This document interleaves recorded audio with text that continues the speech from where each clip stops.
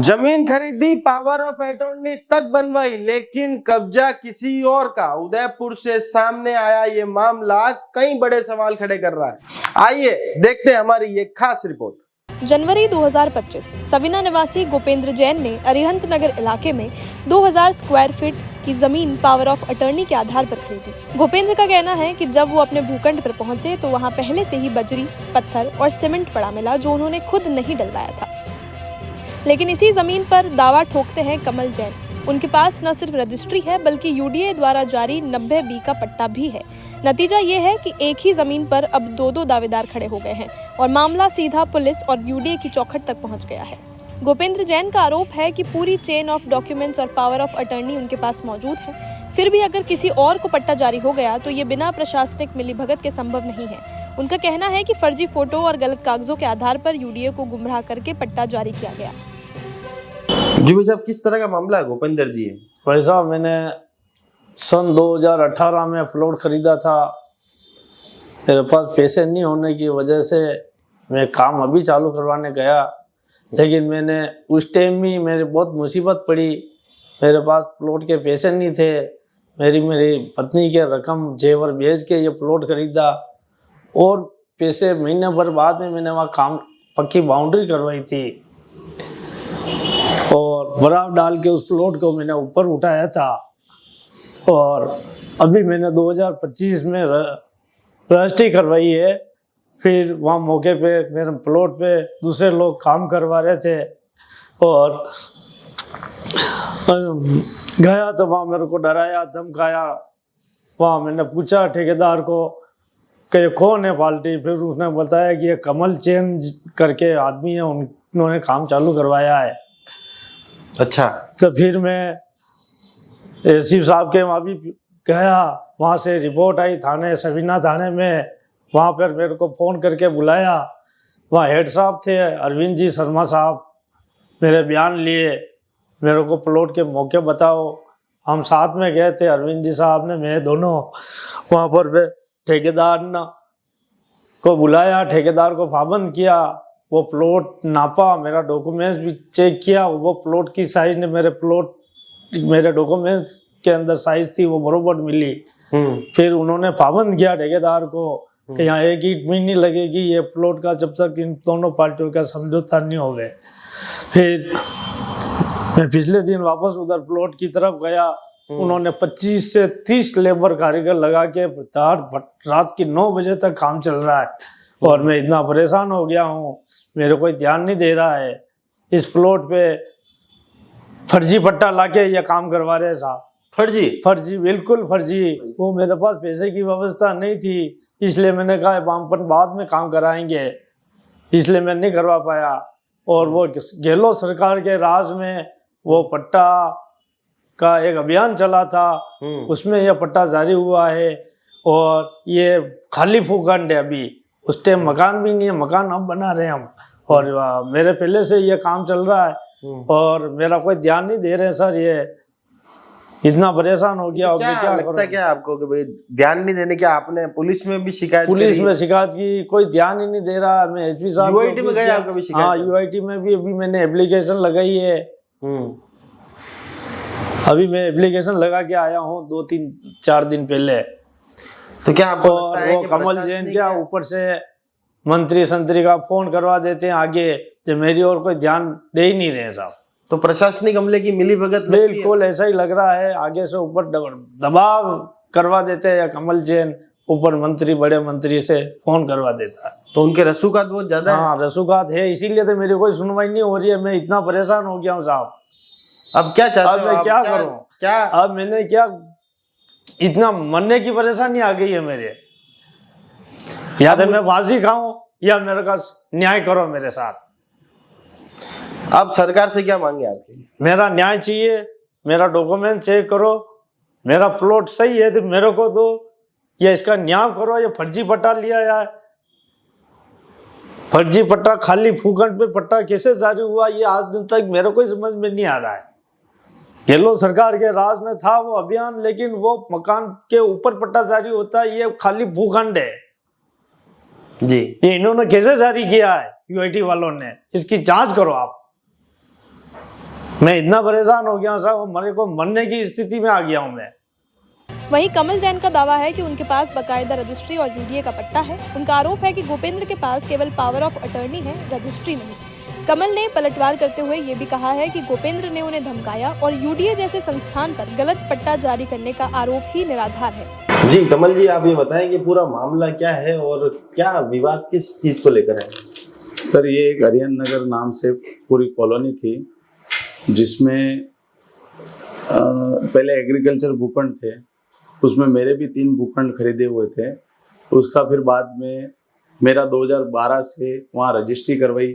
उसके बाद 2013 से मैंने प्लॉट पर बाउंड्री बनाकर कब्जा चला रहा था। हमने यूएटी में कई बार फाइल लगे, लेकिन वहाँ भाव क्षेत्र होने के कारण वो उसमें पट्टे नहीं आ रहे थे। लेकिन अभी 2023 में वहाँ पर हमने कार्रवाई करके फाइल लगाई और उस पर हमें 2024 में हमको पट्टे मिले हैं। यूएटी से पट्टे मिले, लगभग 43 जनों के पट्टे मिले हैं।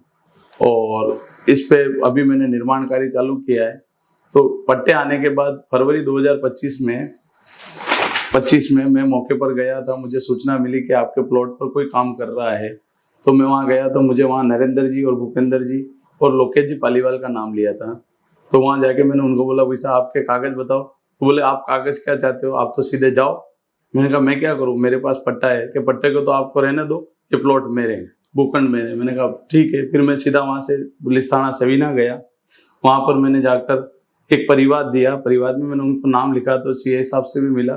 तो सीआई साहब ने मुझे ये कहा कि मैं इसमें उनको भी बुलाया, सामने वाले पक्ष को। फिर उन्होंने आकर मौके पर जीप भेजकर दोनों का काम रुकवा दिया। फिर बोले ये मामला जांच का विषय है, आप आपके दस्तावेज पेश करो, वो उनके दस्तावेज पेश करें। फिर मेरे दस्तावेज यूआईटी के थे।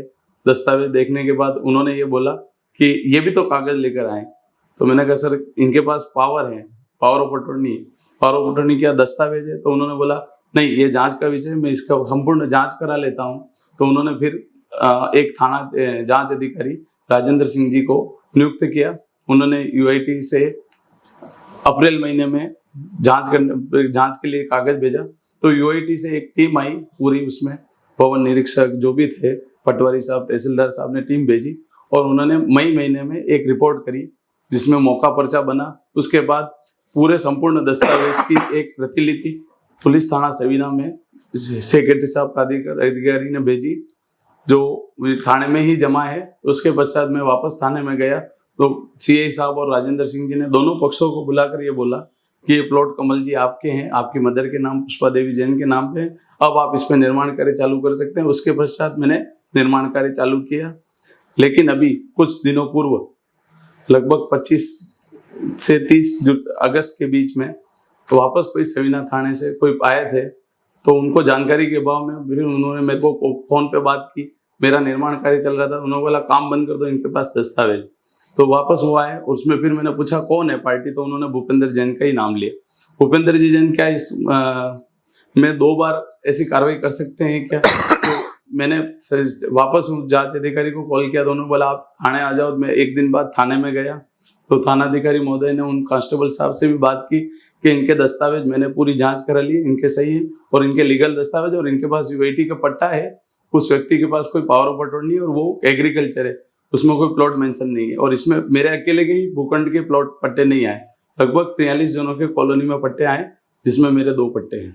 जी, पूर्व में भी आपके द्वारा एक मामला दर्ज कराया जाता है सवीना थाने में, जो लोकेश जी जैन, नरेंद्र जी और भूपेंद्र जी के ऊपर आप मामला दर्ज कराते हो और उसमें एफआईआर मिलती है आपको।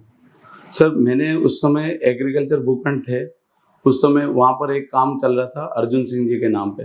तो मौके पर गया था, तब मुझे पता पड़ा कि लोकेश पालीवाल जी के थ्रू अर्जुन सिंह जी ने प्लॉट खरीदा और वो निर्माण कार्य कर रहे हैं।